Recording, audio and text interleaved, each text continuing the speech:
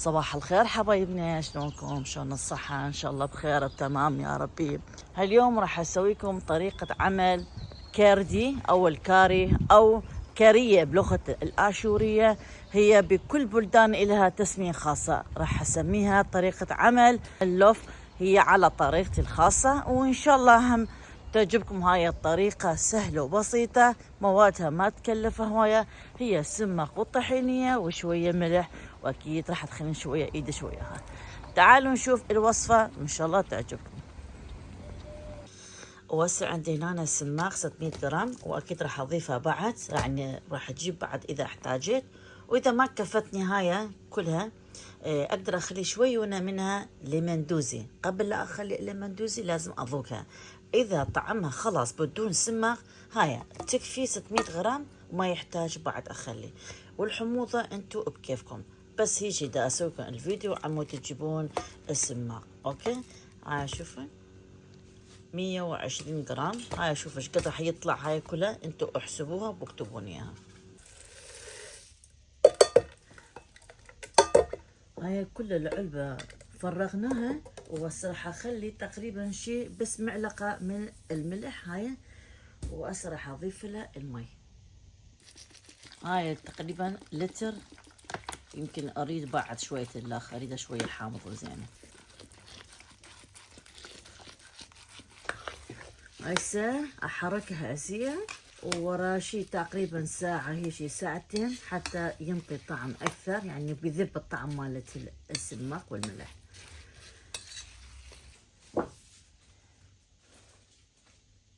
وهسه راح ننظف اللوف. أوكي، الورق تعبان شيلوها هم. هاي راح أقص بس الأطراف، والباقي أخليه هنا، وراح أكمل هاي السالفة شوية شوية، أكو صغار أو أكو كبار.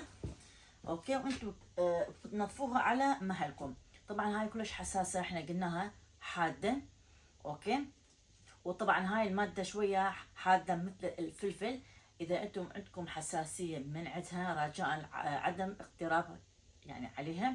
اذا عندكم جرح بالايد، اذا عندكم في الشغله بالايد محروقه، لا تلمسوها، لانه راح يصير حكه وراح يطول. وهسه راح انظفها شويه شويه حتى نكمل وياكم الباقي. حبايبنا، وهاي خلصت هسه كلها. شوفوا هاي نظفتها كلها، وهسه راح اخليها بالطشت شويه شويه، راح اغسلهم. وعندي بعض طشت مات الباجة يعني جدريه عادي، راح اغسلها كل شيء 4-5 مرات حتى اتخلص من الطين اللي موجود بها. واذا عندكم حنفيه هذا بعث اخر حبايبنا. يلا نغسلها ونصفيها، وبعدين نثرمها احسن يكون هيجي انه. وهسه راح اصفتها وحده وحده. طبعا انا غسلتها شي 4-5 مرات بالتمام. اذا عندكم صودا مثل ما قلنا بالحوش غسليها، وبالاخر اخر غسله خليت شويه بيها خل، شي نص ساعه حتى يصير بيها تعقيم. بتعرفون السالفه بتشولوا هاي. المهم علينا من مفيد. راح اثرمها، انا هيك اثرمها دائما، ما اعرف اثرمها هيك شي انا ايدي دائما باليمنى. راح اسويها هيك قدام عينكم، وراح افرمها لا كبيره ولا بصغيره. يا رب شو المتسالة.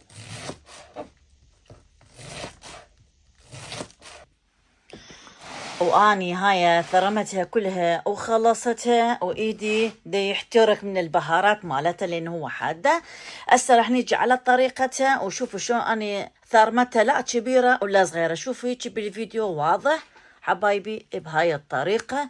البسوا الكفوف أحسنكم على مود لا يتحسس إيدكم. يلا نشوف طريقتها شلون ونرجع لكم. وهاي راح نصفيها السماق بالجدرية مالتنا كلها صفيها أدور على التصفية. وهاي خليتها على النار، بس مدى يبين. هاي خليتها هيك على النار بالسماق مالتي، ودا أشيل الكفة اللي بيها، ما أدري ليش مدى يبين مع الأسف. انتو شوفوا بس تبين هذا اللون الاسود. شوفوا خلي اجيب وهنا احسن.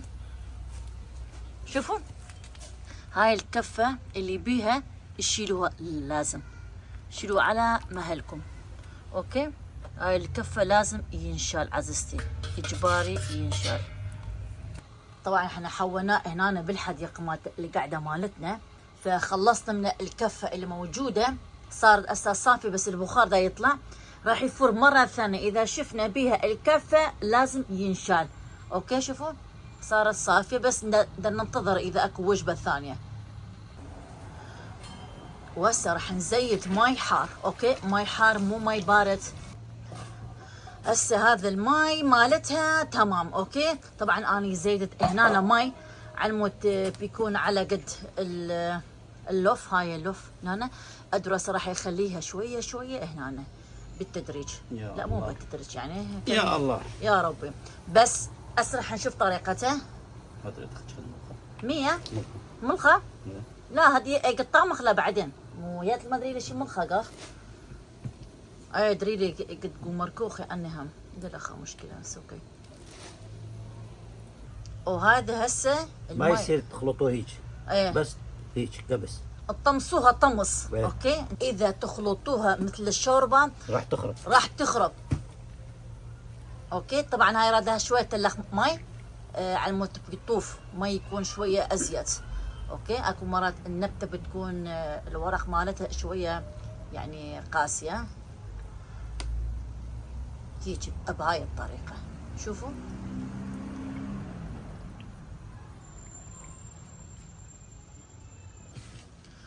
هنا المي تقريبا كافي. بنشوف بعدين لازم اللوف شويه لازم يكون مي مالتها وزياده. هسه مغطيها. راح ننتظر بس يفور حتى اشوف النتيجه مالتها بعدين. يلا خلينا نشوف الكريه مالتنا اللوف. واو شلون اللون دا يتغير. دا تشوفون اللون مالتها شلون دا يتغير. دا يصير لون اصفر هيجي. هاي قربتها يمكم على مود تشوفون مثل ما قلنا لا تخلطوها مثل الشوربه، بس طمسوها طمس هيجي بهاي الطريقه. العفو بهاي الطريقه هيجي كل شويه هيجي كل 5 دقائق. تعالوا سووا هاي الحركه على مود يتغير اللون الباقي الموجوده اللي ما متغيره مثلا. هسه اللون كلها بتغيرت، كلها صارت سويه. شقد حلو. هي بس هيك نطمسها. المي مالتها الحامضه فيت والملح فيت، وبس بدنا ننتظر تفور شي 2 3 تفور زين. هو ولا ما راح يبين بهواي شلون دا يفور، بس نحن لازم ننتبه عليها. بس يفور 2 3 وحتى نخلي الراشي وياها. كافي هيك مو؟ ايه كافي معوضة. وهسه راح يفور. جيبي التمر خلينا ناكل تمر والله كريم. شو ما ادرينا. هسه اجيب لك التمر.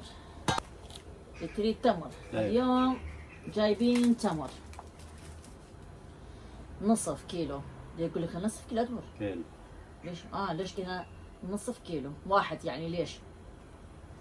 ما ادري. المهم هو شوفوا هاي التمر. تعالوا وتفضلوا ويانا. هاي اسمها. اي هاي طيبه ويا شاي مو؟ اي يابا صحتكم. صحتكم يلا. هاي البعض شنو نسوي بها؟ هم البعض يعني قلنا راح يفتحوا مننا بمعنى ويخلون بها جوز ويا العسل ويضيفوها للضيوف مالت العيد، وهاي كلش طيبه. بس هذاك اللي شفناها اللي بيها كلش حلو السكر مالت الشكر. شقد كان سعرها؟ يلا هاي كبير الصندوق. 44 يورو. بس من محل تركي. من محل التركي هذاك كان غالي. ما سويت فيديو عليها اخاف يقولون ليش تصورين هاي، فعفتها. صندوق كبيره بس كل حبايه كبيره. هذا التركي ما كان عنده دور.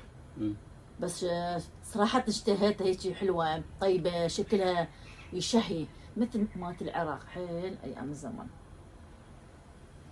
خلي بعد نشيك ادور هذا على الموت كل شوية لازم نرجع. يا ربي ايه شوف شلون انت يبقبق يعني هيك. لو تعوفه شي 10 دقائق كان يفور. ايه هسه بدا يفور شوية. وراح نغطيها بعد بفور حتى نجيب الراشي. نحن نظل نعد بالراشي مو راشي مكتوب عليها دهوك شيخان. دهوك شيخان. هاي كلش غالية وطعمها طيبة هم. هسه راح نغطيه ادور بس يفور مرة حتى نشوف النتيجة مالته. هاي مكتوبة عراق دهوك شيخان. شوفوا حبايب ولو شوي ناعمة كتابتها. اي كلش ناعمة. هسه هاي تقريبا اخر مرحلة مالت الغليان مالت الكاري. بدا يفور مرتين ثلاثة هيجي. هسه نجيب الراشي.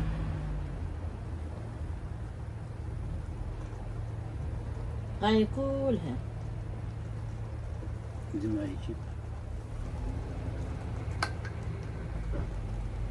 هاي وياها صمون حار لو خبز عراقي. ها ادور. هاي الثانية. شوف مخشي. لا قلت لي انا خشي تريد بالا دريلا على الموت غاو باش طعمانا. هاي اثنين خلينا. اذا راد عندي شويه الاخر ربع من عندها جيبني هاي جيبني اياها. ماي بديت موصله.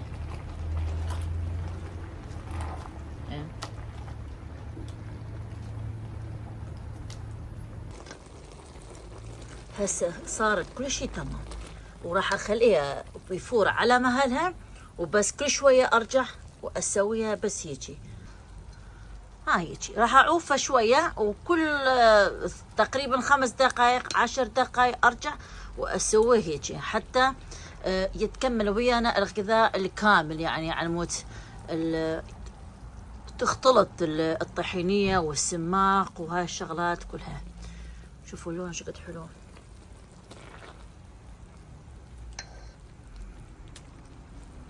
راح اعوفها واغطيها وكل شويه ارجع عليها حتى احركها بهاي التحريك الخفيف. اطيب شيء الراشي والدبس. اوكي وجبتني صمون توست وراح اكل وياها. جوعانه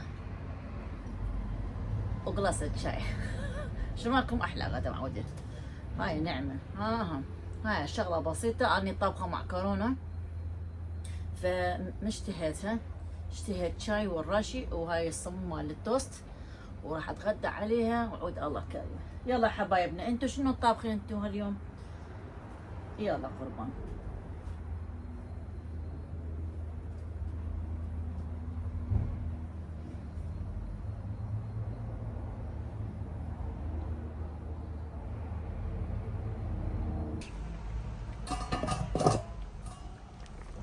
شوفوا شلون نزلت اللوفت والطحينية صارت فوق والسماق.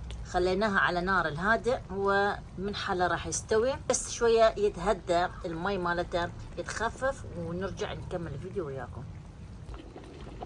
وهاي حبايبي المي صار دي يخفف ودي يقلل المي مالتها. ما شاء الله. شوفوا باقي شويه شي ساعه وهي على نار هذا.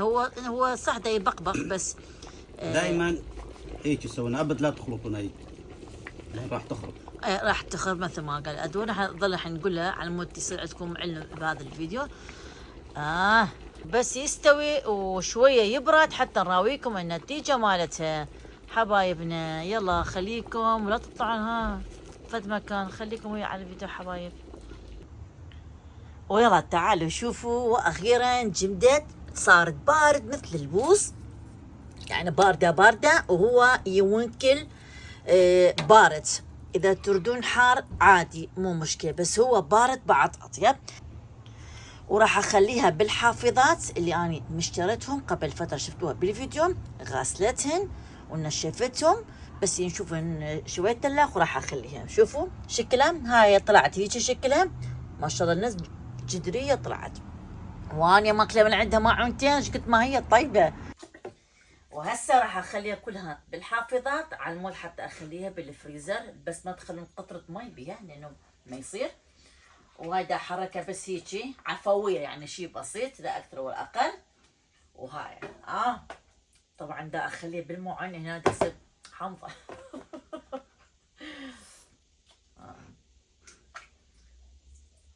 كلها راح واترسن واخليها بالفريزر، واللي يريد حصة موجودة. اهلا وسهلا بي.